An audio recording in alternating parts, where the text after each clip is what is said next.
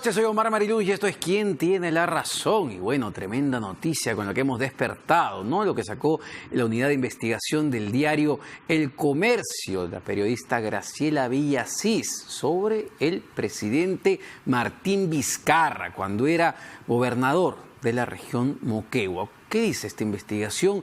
Es una situación sumamente compleja y tiene que ver con la concesión del Hospital Regional de Moquegua, un desembolso que se dio en el último día de su gestión, en las últimas 24 horas, un desembolso autorizado no solamente por el actual presidente Martín Vizcarra, sino también por el actual ministro de Transportes y Comunicaciones, el señor Edmer Trujillo, que era el gerente general en ese momento del gobierno regional de Moquegua, un desembolso de más de 41 millones de soles, casi 42 millones de soles. Lo que se cuestiona acá, y son varios puntos, es que se dio de manera fraccionada. Se dio de manera expresa en principio, se dio en 24 horas y de manera fraccionada en 130 partes.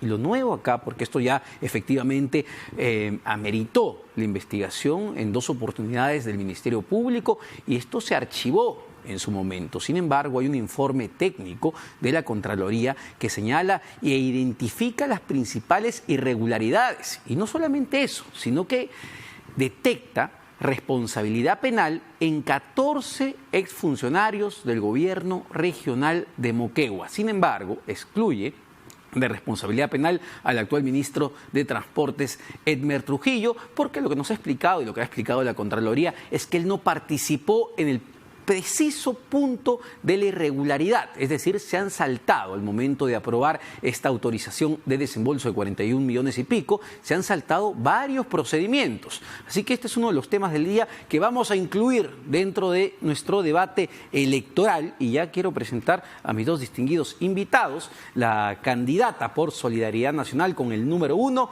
Rosa Bartra, y el candidato por el Partido Morado con el número 3, el señor Daniel Mora, a quien les agradezco por acompañarnos esta noche. Y quería poner este tema en debate y quizá enfocándolo desde un plano de cara al próximo Congreso de la República. Hemos conocido esta investigación de ingresar al nuevo Parlamento. ¿Ustedes creen que esto ameritaría una investigación para el presidente de la República? Señora Bartra.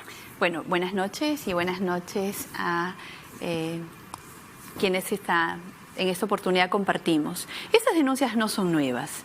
Siempre se habló de las 40 y más denuncias del señor Martín Vizcarra y se habló en particular, y voy a singularizar en esta parte, sobre una que tiene el pendiente con acusación fiscal, que solamente está esperando a que el señor deje de tener la impunidad, porque ahí sí hay impunidad, en la inmunidad presidencial, para que responda, porque tiene una acusación fiscal por la reserva de Chirimayú. Ahora conocemos, que tampoco es nuevo, porque ya incluso antes se había conocido esto, sino que ya hay un elemento nuevo, el informe de Contraloría. Claro, porque se había archivado previamente, ¿no es cierto? Así es. Pero esto ya, digamos, le pone un carácter mucho más técnico a los cuestionamientos. Efectivamente, efectivamente. Entonces hablamos ya de elementos contundentes que ha encontrado la Contraloría General de la República y que lo involucran no solo a él, sino a otros 14 funcionarios en la probable comisión de algunos delitos. Y esto hace que, de cara al nuevo Congreso, como usted lo plantea, Omar, tengamos que repensar la figura de la inmunidad. Cuando nosotros discutimos en el Congreso esto, y se han hecho cambios importantes, y sobre todo el más importante es decir, oye, nadie que traiga una mochila debería tener ningún tipo de protección, debería someterse a las investigaciones como corresponde. Ok, decíamos, pero ¿qué pasa con la inmunidad presidencial? ¿Por qué no la tocamos también? ¿Por qué alguien que ocupa el máximo cargo sí puede traer su mochila, sí puede ampararse en la inmunidad, sí puede coger una bandera de lucha contra la corrupción y decir, oye, pero mis delitos no, mis delitos no me los tocas, los míos después, si algún día salgo de la presidencia? ¿Esto habría meritado o ameritaría, digamos, si es que el Congreso no hubiese sido disuelto y se hubiese conocido esta información ya con un sustento de la Contraloría General de la República, que entiendo, según nos comentaron, se alcanzó a la Fiscalía recién en septiembre de este año? ¿Ameritaría una posible evaluación de vacancia presidencial? Mire, antes de entrar a los escenarios posibles de actuación de control político del Parlamento, yo creo que estos son pues las casi 42 millones de razones que tuvo el señor Vizcarra para cerrar el Congreso. Evidentemente, él sabe lo que carga, él sabe lo que tiene, él sabe lo que cargan, además quienes lo rodean en su círculo más cercano. Le hace César Villanueva, le hace ahora Edmer Trujillo, le hace los ministros que han tenido que salir por evidentes actos de inconducta funcional. Tenía él que quedarse sin el control político, él tenía que romper la cámara filmadora que registraba sus actos. Estamos más de 2 meses sin Congreso. ¿Y qué ha pasado, no?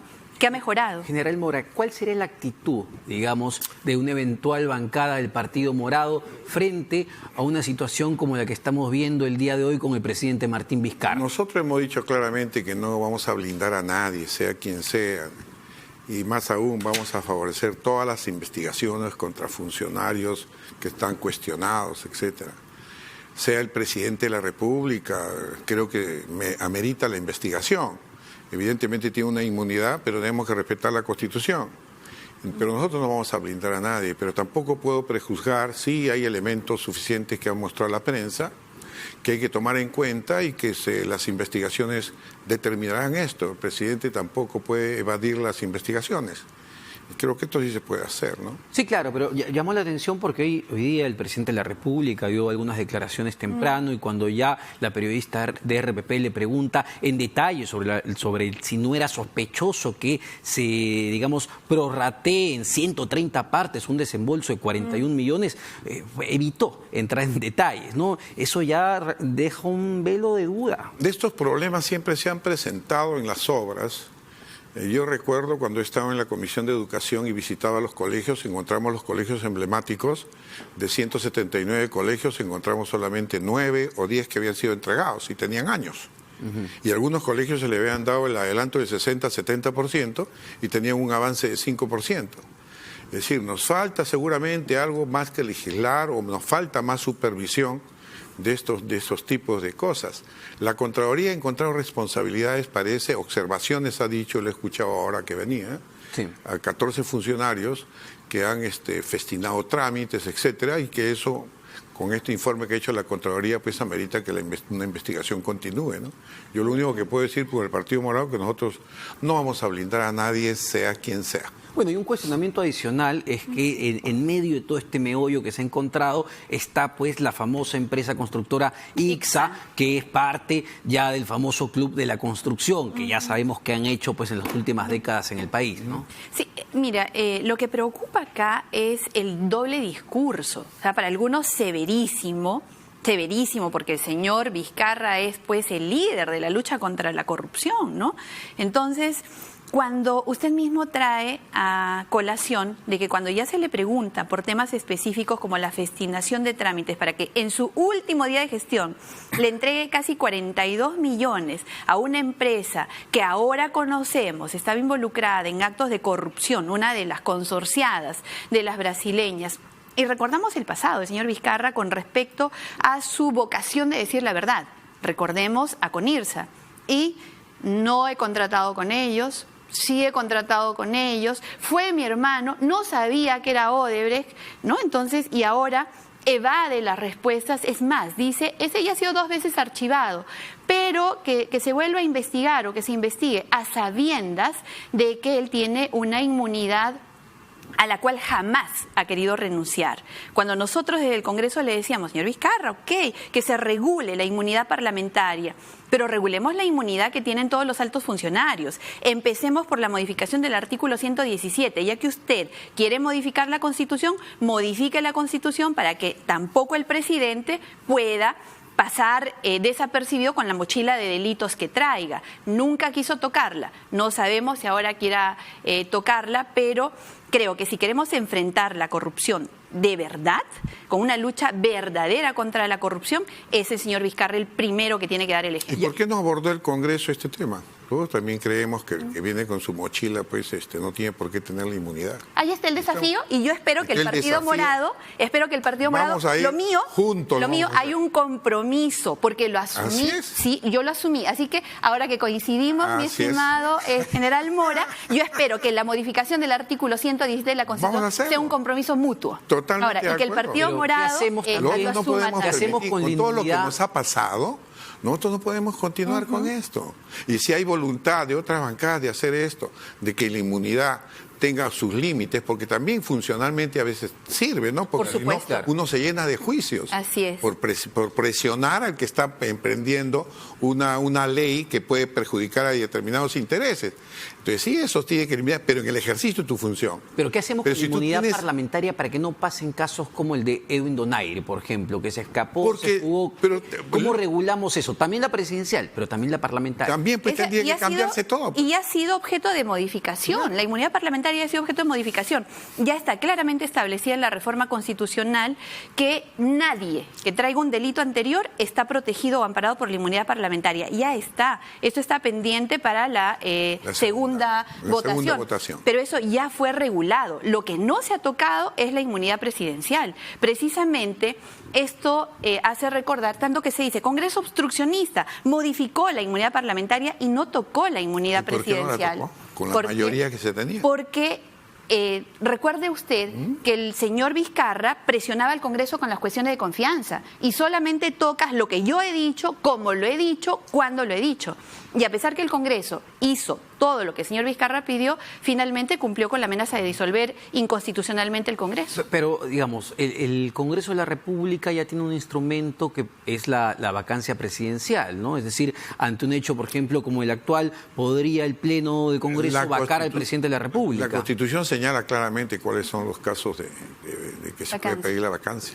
¿No podría ingresar un tema de este tipo, entonces? Es incapacidad moral permanente, es aquel que, como cajón desastre, a lo mejor podría contener algo como esto, pero yo creo que el camino más directo es regular la inmunidad. Exactamente, una reforma constitucional que regule la inmunidad presidencial, que es la única que tiene características de impunidad. ¿Regularla o eliminarla? Porque algunas bancadas de izquierda o candidatos de izquierda lo que están planteando es, de plano, eliminar la inmunidad parlamentaria.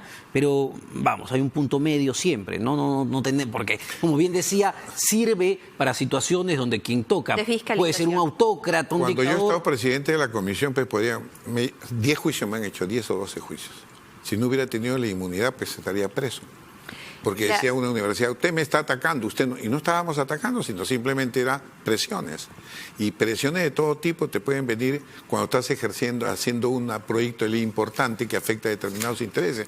Para eso creo que está esto, ¿no? Hay una ley, creo, que se refiere a este tema, pero creo que la inmunidad debe regularse en ese sentido, ¿no? O sea, nadie debe venir con una mochila, como dice acá. No debe ser protegido. No debe ser. De ninguna manera puede ser amparado. Y eso ya está reformado. Y eso falta una votación. Falta la segunda votación y eso sería... Que le va a ser competencia del siguiente Parlamento definitivamente. Entonces, habría cierto consenso de solidaridad y del Partido Morado para empujar eso o aprobar esa modificación. Es que la inmunidad no solamente existe para el parlamentario. De pronto se ha creado en el imaginario colectivo que inmunidad solamente tienen los congresistas. Y es más, como que esta fuese una sobreprotección que hace que ningún delito pueda ser investigado, y eso no es cierto. La única que se parece a la impunidad es la del presidente de la República. Inmunidad también tiene el Tribunal Constitucional y el Defensor del Pueblo. Entonces, hablemos de una regulación completa de todos para que de ninguna manera proteja más allá de aquella garantía para el ejercicio de la función de cada uno. Bueno, vamos a otro tema sensible que tiene que ver con el financiamiento de los partidos políticos, que ha estado en los últimos meses, en las últimas semanas, en el ojo de la tormenta por las revelaciones evidentemente que ha habido sobre aportes de $3.650.000, por ejemplo, en la campaña de Fuerza 2011 por parte de Credit Corp, como dijo el señor Dionisio Romero. En principio sí me interesaría saber, porque no se ha hecho muy público, quién financia al Partido Morado, qué empresarios hay de atrás, porque ha habido cuestionamiento de que ha sido una campaña la pasada onerosa. El gran tema, ¿no? Pero que es bien sencillo de responder. Nosotros se fundó el Partido Morado a partir de más de 3 años, 4 años prácticamente comenzó a funcionarse. ¿Cuál fue la diferencia de los partidos tradicionales o cómo consiguen los fondos para inscribirse? Nosotros comenzamos haciendo, porque también soy fundador del Partido Morado, a organizar el partido antes de estar inscritos. Entonces comenzamos a recorrer el país y se comenzó a formar los comités. Tenemos casi 170 provincias con comités. Cuando comenzamos a hacer eso ya se fue dando trabajo a las comisiones que estaban en las provincias para la cuestión de las firmas. Hemos dado premios honoríficos a los que hagan. Tenemos un militante que ha conseguido 20.000 firmas. Y era un proceso que era costoso, pero era más costoso por lo que cobraba la OMPE. La OMPE te cobraba 98 céntimos por firma que a partir de las 700 y tantas mil firmas, por cada revisión de firma te cobraba casi un sol. Y hemos pagado como más de 300.000 soles solamente por las firmas. Entonces, además, nosotros todos aportamos al partido. Hay una cantidad mínima que debe pagar un militante, que son 10 soles. Aparte, hay un grupo de como 30 personas que han aportado al partido y que ponen, por ejemplo, Francisco Sagasti pone el 10% de su sueldo mensual. Hay el otro empresario, Herbert Campero, que es un empresario pequeño minero, también es del Partido Morado. El señor Eduardo Belmont. Sí, no, nada, se ha hecho toda una imagen de Belmont. Belmont no tiene nada que ver acá ni nadie, sino que eso fue en la primera campaña que se relacionaba con la coordinadora de independientes. Pero ahí se ha gastado pues más de 1 millón en esto y creo que todas las cuentas van a estar firmes y vamos a sacar un comunicado dentro de pronto para decir la relación de quiénes son los que hemos aportado, cómo se ha financiado el partido, actividades que hacemos de todo de carácter social. ¿Y qué hacemos con el financiamiento ya de los partidos políticos? Para nosotros el financiamiento de los partidos políticos creo que debe partir del Estado. Creo que eso es la única solución para dar o transparentar totalmente el aporte de privados en este tema. Pero como para alejarlo de todas las influencias de grupos de poder, creo que el Estado, como es en muchos países, sea el que realmente financia a los partidos. ¿Cómo lo debe financiar? O en función de qué da el aporte y en qué deben utilizarse los aportes. La ley anterior señalaba, por ejemplo, de que si el Estado tenía fondos disponibles podía financiar los partidos. De la época de Alan García dijo pues que no había fondos y se daba de acuerdo a la votación que tenía cada partido y para capacitación. Financiamiento público, entonces. El financiamiento público. ¿Qué hacemos, señora Bartra, con el financiamiento de partidos? Y digamos, usted ha estado en el fujimorismo, las revelaciones han sido directas, $3.650.000 solo del señor Dionisio Romero, y por el lado de Solidaridad Nacional, el señor Leo Piñero de OAS, de la constructora brasileña, dijo que le dio $100.000 para la campaña de Luis Castañeda Locio. ¿Cómo abordamos ese tema para que los candidatos no estén hipotecados a ciertos intereses empresariales? Yo no estoy en política de ahora, hago política, y lo he dicho muchas veces, hace muchísimo tiempo. Soy provinciana y he hecho política desde la provincia, desde el nivel más bajo, desde aquel que se acerca a una organización política, ayuda a consolidarla, desde quien conforma organización política, y así subiendo en una escalera que es bastante complicada. ¿Le sorprendió estas revelaciones? Entonces, conociendo lo que conozco desde mi propio ejercicio, no se puede tapar el sol con un dedo y no se puede desconocer que no había una regulación que hacía transparente el financiamiento de los partidos políticos, menos el de las campañas. Desde que yo llegué al Congreso, mi compromiso era que esto sea transparente, que esto sea equitativo, que esto iguale la cancha y la empareje para todos los que queremos hacer política, separándola del financiamiento privado que puede ponerte en desventaja. En el grupo de trabajo realizamos el proyecto del Código Electoral que presidió Patricia Donaire y que yo suscribí y que durante casi un año trabajamos arduamente en el Congreso. Yo propuse, por ejemplo, que se elimine todo tipo de dádivas, todo, cero. O sea, no puedas entregar ni siquiera un llavero, nada. De tal manera que la gente pueda concentrarse en la propuesta y no se distraiga en el souvenir. Que se eliminen las campañas en las cuales llevas grupos o cantantes o cosas así. ¿Por qué?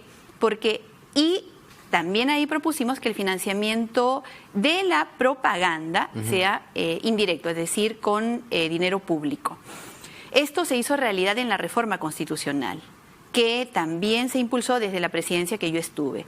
Y ahí se hizo la reforma en la cual la propaganda más cara, aquella la que se paga en los radio, televisión y medios escritos, sea por financiamiento público indirecto. Entonces, digamos, no es que yo desconozca lo que se hizo, lo conozco, sabía que había una regulación insuficiente y aporté, y reformamos, y lo hicimos.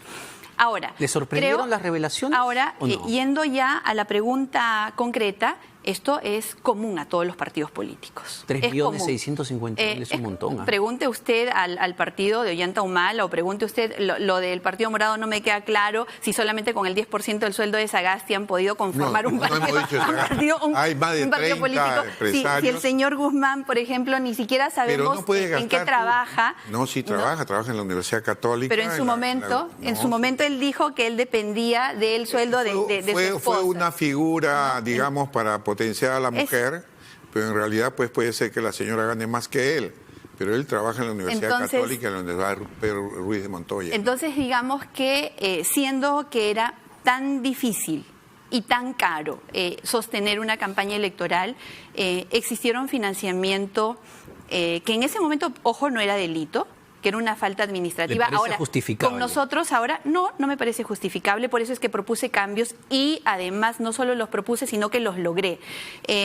Sí creo que quienes han tenido financiamiento que está dentro de lo irregular tienen que dar explicaciones, todos, y que a todos se tiene que medir por igual, que no se puede criminalizar a algunos y minimizar otros. Pienso que debe haber un estándar para tratarlos a todos y debe hacerse. El problema de los 3.600.000 creo, es que lo declarado en la OMPE es mucho menor de lo que ha recibido. Ese es el único tema.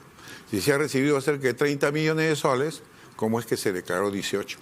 Entonces sí, yo concuerdo ahí con la señora Rosa Bartra, en el sentido que también debe esto de ser investigado. Está en investigación. Está en investigación. Este caso está judicializado. Es más, la señora Fujimori ha estado 13 meses presa por la investigación. De que continúe, eso tiene su canal, ¿no? Y que si hay una sanción por eso, si está dentro de lo que debe sancionarse, que se sancione, está investigado y creo que ahí nadie tiene duda. Ahora, pero al ser usted, digamos, una congresista fiscalizadora, ¿no?, en el Parlamento pasado, ¿no levantó la ceja cuando le propusieron ir por Solidaridad Nacional, cuando se conocía de boca de Lau Piñero, el presidente de OAS, que había aportado $100.000 a la campaña de Luis Castañeda Locio, que está pues investigado también por todos los temas de línea amarilla? Mire usted, yo presidí la Comisión Investigadora Multipartidaria, que dentro de los 172 recomendaciones de investigación también está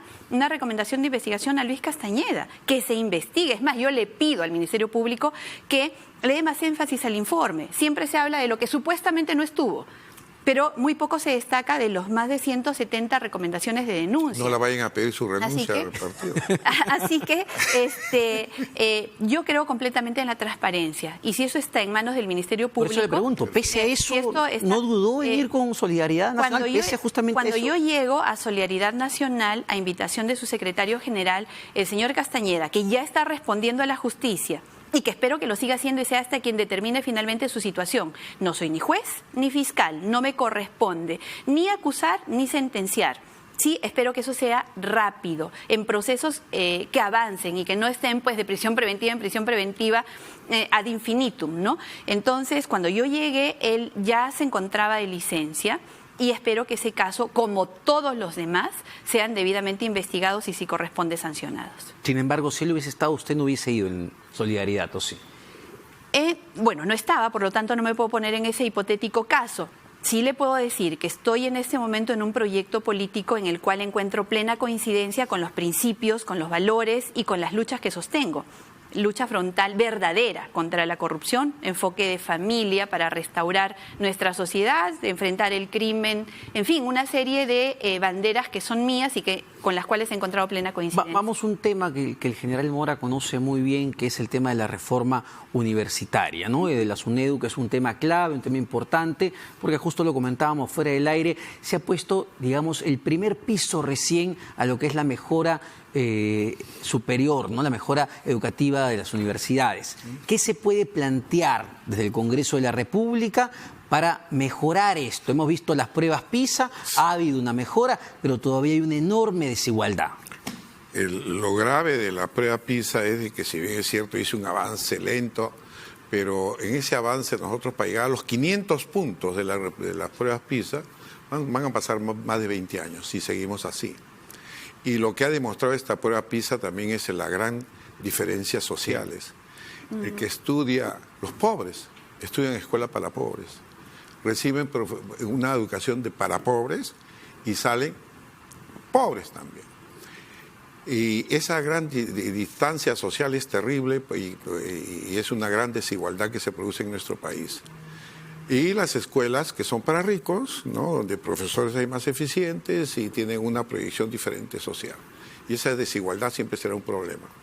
Toda la educación en general no está bien en el Perú. Así como están las universidades que tuvieron más connotación por el dinero que manejan, casi 17.000 millones anuales, que es una gran cantidad de dinero, pero los colegios, por ejemplo, privados, de las categorías B, C, también son un desastre muchos de ellos. Y también los institutos. También hemos sacado la ley de institutos, pero todavía no se le pone la fuerza necesaria para el licenciamiento de institutos, que también tiene las mismas características de la universidad. Pero lo que se ha construido es un primer piso para ordenar todo el sistema universitario de tal manera de que a nadie se le puede estafar, tanto pública como privada. Lo que viene ahora es, por ejemplo, ponerle más dientes a SUNEDU. SUNEDU, por ejemplo, muchas veces no puede averiguar, por ejemplo, cuánto ganan las autoridades de una universidad, a pesar que la ley lo menciona, la SUNAG dice no puede usted intervenir. Entonces hay muchas cosas, no puede intervenir en las elecciones internas de una universidad que muchas veces son manejadas. Así que se le puede reforzar la SUNEDU. Y lo que queda pendiente es ya comenzó, por ejemplo, SUNEDU a ver el licenciamiento, porque lo que se da es el licenciamiento institucional. Ahora ha comenzado con licenciamiento de carreras de medicina. Tenemos 57 facultades de medicina, es un horror, antes teníamos 6. Entonces, esto va a continuar de la licenciamiento de carrera, pero después viene el segundo piso, que es la acreditación de calidad, que es lo que queremos construir, que ya está en la misma ley universitaria, pero que no se llevó a cabo en el Congreso anterior, que es la reforma de todo el sistema de acreditación y evaluación y certificación de la calidad. ¿Cómo evalúa, señora Bartra, la labor que ha hecho la SUNEDU en estos últimos años? Porque en el Congreso pasado, incluso, entiendo, se abrió una comisión investigadora a esta entidad, y una de las principales críticas que hacían era que se estaba tratando de torpedear la labor de esta institución. Sí, pues el cuento del obstruccionismo, ¿no? Un cuento, de verdad, es un cuento. Yo estoy segura que con el tiempo y la historia, que es el mejor juez, vamos a darnos cuenta de qué es lo que había detrás. Yo quiero empezar brevemente hablando del resultado de la prueba PISA y de cómo estamos avanzando. Yo creo que es mucho más que 20 años. Los análisis y los números 20 años dicen, para llegar a 20 años 500 para llegar a 500, que es una cifra puntos mínima, claro. Porque al ritmo que vamos, 200 años y estaremos pues en una educación de primer mundo.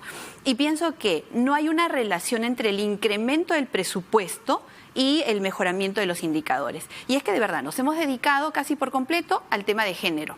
Y no nos hemos preocupado porque los chicos realmente aprendan a leer, porque entiendan, porque haya comprensión lectora, porque tengan ambas cosas son matemática. ¿No? Pero en realidad prácticamente nos hemos ido por ese lado y si usted recuerda, casi todos los mensajes eran igualdad, enfoque de género y enfoque de género que desde mi perspectiva es ideología de género. Y nos hemos descuidado de aquello que es importante, el incremento en consultorías. 800 millones, 1.000 millones en consultorías que los maestros sienten que les sirve para absolutamente nada. Entonces, si hablamos de la educación escolar, hay muchísimo que hacer. En educación, en cuanto a institutos, cuando el general Mora fue presidente se aprobó la ley de institutos y escuelas, ley que desgraciadamente fue observada por el presidente Humala en su último día de gestión, pero que en la gestión nuestra fue insistida. Sí. Fue insistida y se aprobó. Hay muchísimo por hacer, pero Ahí por lo se menos... cambió el concepto de Educatec. Y eso fue un grave error porque Educatec iba a ser algo como la SUNED, pero era desconcentrado y en cada región se establecía un Educatec para ver qué carreras se debían dictar en la región. Exactamente, porque Y hay que eso, articular. empresarios, articular con Ajá. producción. Demanda con mercado, oferta, mercado productivo con mercado educativo, Así de es. tal manera que los jóvenes realmente no Estudien sean cosas que les estafados. sirvan. Porque los institutos daban carreras Exactamente. que Siguen no les dando. servían a las regiones. Siguen dando. Entonces, digamos que ahí hay otra coincidencia que con el general Mora creo Me que vas a vamos... apoyar para- creo que Educatec, plenamente ¿verdad? vamos Porque eso a hay que trabajar porque impulsar el tema eso. de institutos Es- es lo que realmente va a hacer que el Perú despegue. Y se requiere realmente. 200.000 técnicos anuales, Así más es. que ingenieros. Se requieren más técnicos que profesionales y estamos importando técnicos. Traemos técnicos de Costa Rica, De de Bolivia. Canadá, hasta de Bolivia, Mineros. cuando en el Perú podemos formarlos si es que realmente nos enfocamos en aquello que es importante. Técnicos chilenos Ahora, ahí en Arequipa. con respecto, Pero digamos, eso de Educatec no se con llegó a respecto- empujar No se ha en el empujado. Congreso pasado tampoco. Está En este en la Congreso- ley, pero no se ha empujado. Es que en este Congreso lo que hicimos en primer lugar fue aprobar la ley de institutos, que lo hicimos en el 2016. Ok. Y luego, incluso para implementarla, presentamos un proyecto de ley que luego fue satanizado, que fue de mi autoría. Es que no lo socializaste. Sí, pero fue parte de la demonización que hicieron conmigo. Y que estoy segura, también el tiempo y la historia nos va a dar la razón. Nos va a dar la razón porque no hay mejor juez que ellos. Eso, por ejemplo, estoy segura que el general Mora me va a ayudar también. Vamos a ver, El primer mes que entremos lo vamos a trabajar. Con respecto a la ley SUNEDU. universitaria, exacto. ¿Qué ha pasado? Creo que hay mucho por hacer en el tema de la acreditación, porque se priorizó el licenciamiento y se dejó la acreditación como ¿Pero por voluntaria. qué se abrió esta comisión Cuando investigadora cuando de la SUNEDU? acreditación, para hablar solamente de eso, cuando la acreditación es la que te da realmente el estándar de calidad, creo que la universidad debe preservarse en su esencia, en su autonomía. Y creo que esto con todo respeto al general Mora, cuando dice debemos darle más dientes para que incluso puedan intervenir en la elección de sus autoridades, perdón. Yo creo que la universidad debe ser respetada. Y creo que estamos ante un grave problema. Cierro porque usted lo explicó, Sí. ahora permítame, por favor, Está bien. brevemente. Si nosotros aprobamos la reforma universitaria sin haber previsto que hay el presupuesto que acompañe, ahorita tenemos serios problemas. Muchas universidades públicas no han podido alcanzar los estándares exigidos para lograr el licenciamiento. Ya vamos a tener la primera promoción y los chicos no tienen el idioma y tampoco los recursos para hacer la Sí, pero, investigación que se a ver, exige. esto de la autonomía Y- me gustaría que si me lo permite que lo comenten, diga. porque a Y veces la entonces, autonomía ha solo- sido usada perversamente por las autoridades. Perversamente. ¿ah? Solo cierro la idea porque vamos a tener una primera generación de egresados bajo la nueva ley universitaria que no va a poder ni siquiera acceder al bachillerato. Yo le voy Y a decir eso- lo que pasa. Y eso sí te El tiene que Estado corregir. ha gastado más de 1.000 millones en darle a las universidades públicas, que son más que 50 y tantas, para el licenciamiento. Aparte de sus presupuestos, para que tengan una idea, San Marcos tiene 489 millones de presupuesto, más recursos propios, cerca de 300 o 400 millones, más se le ha dado plata. ¿Y cuánto han gastado las universidades en promedio en los últimos 15 años? ¿Sabe usted?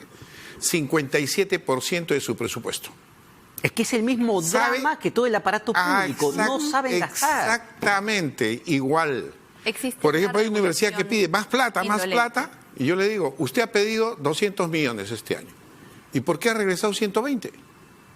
¿Usted cree que si el ministro de Economía, después que le dio 220, usted va a pedirle 300? ¿Y usted gastó más que 80? Entonces, las universidades no gastan. ¿Sabe qué se gastan?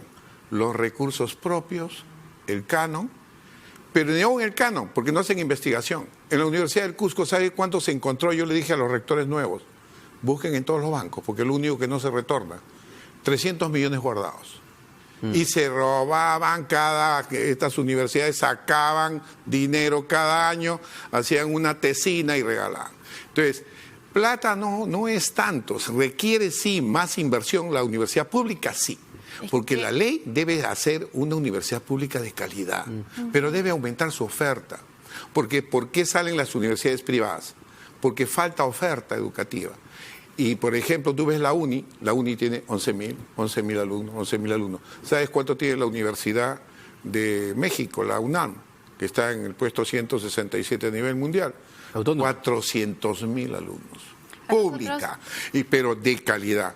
Entonces, sí se le da plata. Y hay otra cuestión que creo que acá se comete un error al mencionar que la acreditación es mejor. Nosotros estábamos pensando, y lo pusimos en la ley, inicialmente pensamos que la acreditación era fundamental y debía ser obligatoria. ¿Por qué no se hizo la acreditación obligatoria? Porque tenemos 5.200 carreras en el Perú. Y una acreditación rigurosa demora 2 a 3 años. Entonces, se comenzó en el piso de licenciamiento, porque no todas pueden hacer acreditación porque cuesta, y la acreditación voluntaria. El modelo es ese. Un licenciamiento para que dé un piso básico de calidad para todas las universidades que existen en el país y que ningún estudiante sea estafado, ningún padre de familia, etcétera. Y el otro piso que viene es la acreditación. Hoy día acabo de estar en una acreditación donde se han acreditado más de 35 carreras en San Marcos, en la del Cusco, en de Trujillo, que ya están comenzando, universidades licenciadas están comenzando con la acreditación. Pero peor aún, ¿por qué decíamos la reforma del Sistema Nacional del CINEACE de acreditación? Porque, por ejemplo, hay universidades que tenían acreditadas todas sus carreras y no han pasado el licenciamiento. Por ejemplo, ¿qué haríamos con una universidad que ya ha pasado a que se le rechace el licenciamiento? Sobre todo si es pública, porque aquí hay una responsabilidad enorme del Estado. Es aceptar que desde el aparato público somos incapaces de mejorar. Mire lo que ha pasado en Huancavelica, una de las regiones más pobres del país. Una de las más pobres del país, donde los chicos realmente hacen un gran esfuerzo para ir a la universidad. Bueno, han cerrado, han dispuesto que no hay licenciamiento para la única universidad pública que hay ahí. No, en Huancavelica también en Huancavelica. Y sí se ha licenciado la privada. Entonces, ¿qué estamos haciendo como Estado para mejorar la oferta pública de la educación universitaria? Para apoyarla realmente. A mí me parece que hay graves problemas ahí. Me parece que investigar, yendo al inicio de la pregunta de por qué iban a investigar SUNEDU, no es malo. O sea, si habían graves denuncias de mal uso de los recursos, de consultorías inexistentes, de que no cumplían con el perfil requerido, de que había abuso. Y la fiscalización no es mala. Uno no tiene por qué sentirse agraviado porque alguien el problema es cuando el parlamentario tiene vínculos con otras universidades. El problema era intervenir la SUNEDU. El problema era que con muchos congresistas, dueños de universidades obligados a estos intereses, quería que la SUNEDU fuera otra Asamblea Nacional de Rectores. Decían, no están representadas las universidades. Falso. En la SUNEDU hay 5 representantes que salen por concurso nacional y que están 2 de las universidades públicas por concurso. Y de las privadas 1 y otros 2 grandes representantes de la academia o de la investigación. Y son convocados por el ministro del concurso y seleccionados por el Consejo Nacional de Educación. En el caso de ICA, ¿sabe por qué se deniega la licencia a ICA? Porque el Estado le dio plata para el licenciamiento. Y se descubrieron irregularidades hasta venta de títulos. Entonces, una universidad que se le da plata, dinero para licenciamiento, aparte de su presupuesto, y lucha por el poder en estas universidades, es un problema. ¿Y quién es el promotor de las universidades públicas? El Estado. Así como las privadas tienen sus promotores, el Estado es el promotor. Y se ha diseñado un mecanismo para las públicas porque son gratuitas. Y yo sí coincido pues con la señora Rosa Bartra. ¿Por qué? Porque ¿dónde van a ir cuando en una región hay una sola universidad? Entonces, ¿qué cosa ha hecho el Estado? Me parece la idea buena. Nombre una comisión, después que la SUNEDU le ha denegado la licencia, en 15 días nombra una comisión que está conformada por 3 del Ministerio y 3 de la universidad, y proceden en un año a hacer un plan de emergencia para que recupere sus condiciones de calidad. Luego de eso, de 12 meses, no se va ningún alumno. ¿Cuál es el único problema que se le puede estar presentando a esta universidad? Sus procesos de admisión que quedan suspendidos. Y para una sola universidad que hay en la región, sí podría ser un problema que hay que buscar una solución. Bueno, yo creo que a 5 años de vigencia de la nueva ley universitaria, no hemos mejorado en el ranking de universidades sí, en el sí mundo. hemos mejorado. La Católica aparece casi como la prueba PISA, ¿no? Por primera vez aparece la Universidad Católica. ¿En qué puesto? En el puesto 477 entre las 500 entre las mejores 500. del mundo. ¿Antes en qué puesto estábamos? 3.200. Entonces, el Perú ha mejorado 4 veces en publicaciones científicas. Para hacer publicación, y 70% en investigación. Para hacer publicación científica hay que invertir. Hay que hacer tecnología, se debe propiciar la investigación. No hay investigadores. Recién se han activado los investigadores con la ley. Esa investigación realmente está avanzando lento. Los muchachos de las universidades públicas están teniendo serios problemas para graduarse ahora. Es un problema, debemos revisarlo y creo, definitivamente, desde mi perspectiva, respeto a las otras, que la SUNEDU sí ha intervenido de manera inadecuada muchas veces, y estos fantasmas que se levantaban de me quieren intervenir, me quieren silenciar, tienen intereses subalternos, es parte del juego perverso que ha tenido este último gobierno para tapar que si la señora Barca sale serios problemas.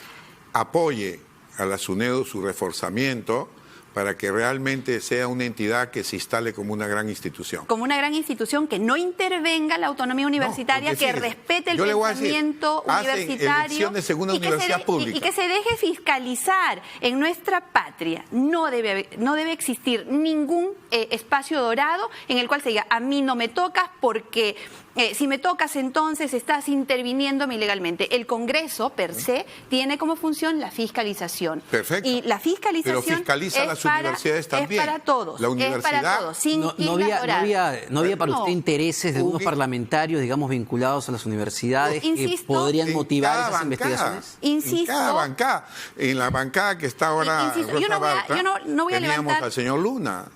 El señor Luna era dueño de Telesub. Bueno. Y en cada bancada había o un congresista involucrado. No he conocido al señor Luna, no lo conozco, no pertenece al partido por el cual presento. Es más, él tiene su propio partido.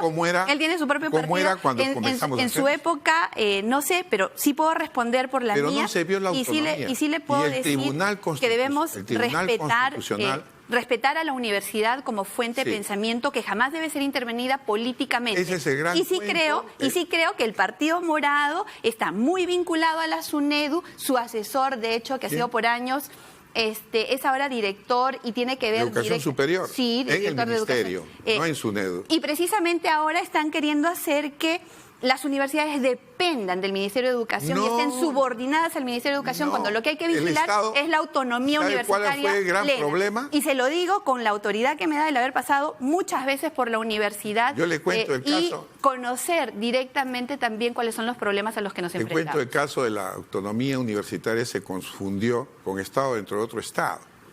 Hemos tenido en este proceso de licenciamiento facultades que no querían entrar al tema del licenciamiento y le decían a su rector, tú no te metas con mi decanato porque yo soy autónomo y hago lo que quiero en mi decanato. Esa es la autonomía, la falsa autonomía que se tenía. La autonomía se rige entre los parámetros de la ley. La ley está funcionando. Una ley intervencionista, la ley está funcionando, una ley que hace depender a la universidad del ministerio, que presupuestalmente quiere torpedear la SUNEDU. No. Quiere torpedear la SUNEDU. No. Siguiendo el mismo esquema de la señora Arimborgo, de todas las... A lo que me voy a oponer siempre es que se haga intervención política cuando debe haber la mayor libertad de pensamiento. Ley es técnica. Y sobre todo sometimiento económico. Y estoy preocupada por los maestros universitarios. Yo le agradecería que vea cómo gastan las universidades sus presupuestos. Y tenemos que ver. Y se va a quedar usted asombrada que gastan menos de la mitad de su... A los maestros universitarios no se les ha cumplido con la nivelación de los sueldos. ¿Sabe cuánto gana un profesor investigador de universidad pública? 12.500 soles. Lo que sí ha hecho el señor Vizcarra... Un profesor universitario nunca en su vida pensó ganar 12.500 soles y quedó en el tintero la ley del docente universitario, que espero que me apoye ahora en el Congreso. Que ahora la podremos tocar la ley, ¿no? Porque ahora queríamos siquiera revisarla y era pecado mortal. No se podía tocar absolutamente nada porque entonces... La ley del docente. Estamos... ninguna ley está escrita en piedra. Y después de 5 años revisando éxitos y fracasos, pienso que vamos a entrar a un debate... de modernizar, por de favor, avanzar. si vamos a poner de frente una suposición de mala intención, yo creo que no avanzamos bien. Nos habíamos puesto de acuerdo en muchas cosas, creo que podemos seguir también para la ley poniéndonos del de acuerdo. docente universitario. Y avanzar con muchas lo que gracias se a ambos. requiere de Solamente nuestra una parte. breve pregunta, señora Bartra. Hoy día Mucho tenía gusto. una citación, entiendo, del fiscal José Domingo Pérez por los aportes a Fuerza 2011 y no asistió. ¿Por qué no asistió? Porque no sé si era por los aportes a Fuerza 2011 o por qué era. Entonces yo le he pedido con todo respeto, poniéndome a disposición del fiscal Pérez para colaborar en todo aquello que como testigo pueda dar fe, que me precise por qué se me cita y además de eso que se me notifique con el plazo de ley exigido, ¿no? Y además en mi condición de parlamentaria. Perfecto, muchas gracias a ambos por este interesantísimo debate. Nuevamente, para recordarle los números, Rosa Bartra, candidata por Solidaridad Nacional con el número 1, ahí está. Y Daniel Mora, candidato por el Partido Morado con el número 3. No se ve bien, pero es el número 3. Muchas gracias a ambos. Gracias. Vamos a una pausa, no se vayan, porque venimos con el doctor Mario Amoretti para hablar no solamente del caso del presidente Martín Vizcarra, sino también del ex presidente del Consejo de Ministros, César Villanueva.